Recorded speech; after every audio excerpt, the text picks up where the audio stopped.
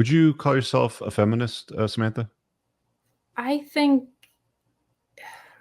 Boss I think girl or anything like that? there's a lot of toxic femininity in the world, and um, you know, I have this conversation with my little brother all the time because he's 19 and he's growing up in a world where a lot of young men are like they're terrified of women, because we are becoming a lot more independent, and and I feel for the men of the younger generations because I think it's a little bit challenging, and they really they're not it's not really easy for them. So in Well, that you, regard, it's interesting that you say that because I mean, like you you talk about the traditional sort of feminine cues and like the toxic version of feminism, but the conversation you have with your brother with the difficulties that he deal with, like you say that women are becoming more independent, but I would say that women are becoming more like men, right? And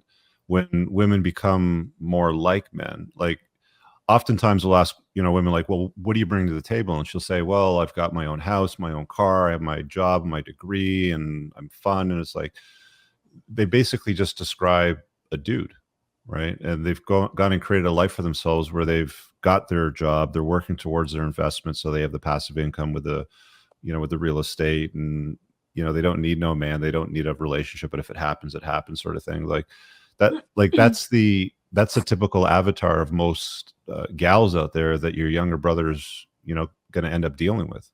Can I make a point on that real quick? Yeah, go ahead. A lot of men these days aren't acting like men. Like the guys my age don't You're absolutely right. act like men. So it's hard for me to fall into my feminine self and have that urge to take care of, someone who's taking care of me when they're not taking care of me, when it's not, you know what I mean? It's not. Yeah, you're absolutely right. The bar has come up to even because males are not actually keeping up with that standard. And I can't fall into my feminine, I guess, traits if I have to. It's a real problem, isn't it?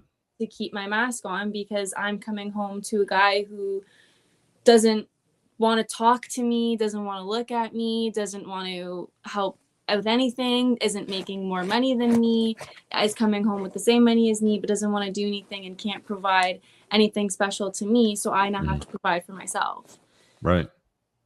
Yeah, it's a real problem. Yeah. So what's the solution to that? Well, if men want a woman to be more feminine, then he needs to be more masculine. So it's men's fault. I'm not saying it's men's fault. But you're saying that it starts with men. If I'm with a man where I feel like I can't hang up my, my boss lady attitude or whatever, then it's one of those things where it's like it's a give and a take. And for sure, me personally, I come in giving more than I probably should. So that's why I don't really fall into the super feminine role so quickly right away. It's kind of like, well, what do you have to bring to the table before I kind of fall into what I have to bring to the table? But I don't really know what the solution to that would be. I don't really have a solution. It's the wrong way to approach it. My approach?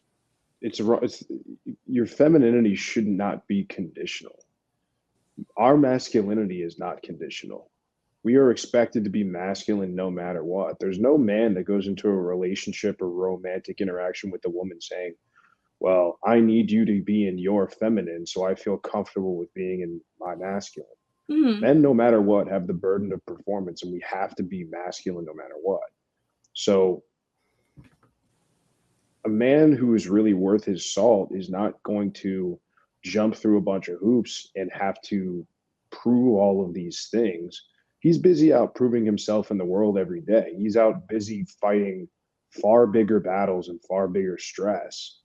And so to come home or have to then go to a woman and then have to continue to fight and demonstrate masculinity and go to war and be more combative. I mean, guys are just not going to be around and stick around for that kind of stuff. I mean, your women going into relationships saying my femininity is conditional is a wrong way to go about things. It's as if like, guys want to wear dresses on Saturday nights but it's up to you to make him masculine, right? I don't understand really that approach where it's a guy's job to always be on, It's a whereas very difficult. coming into an interaction with your feminine side prevailing versus guarding that and gatekeeping that.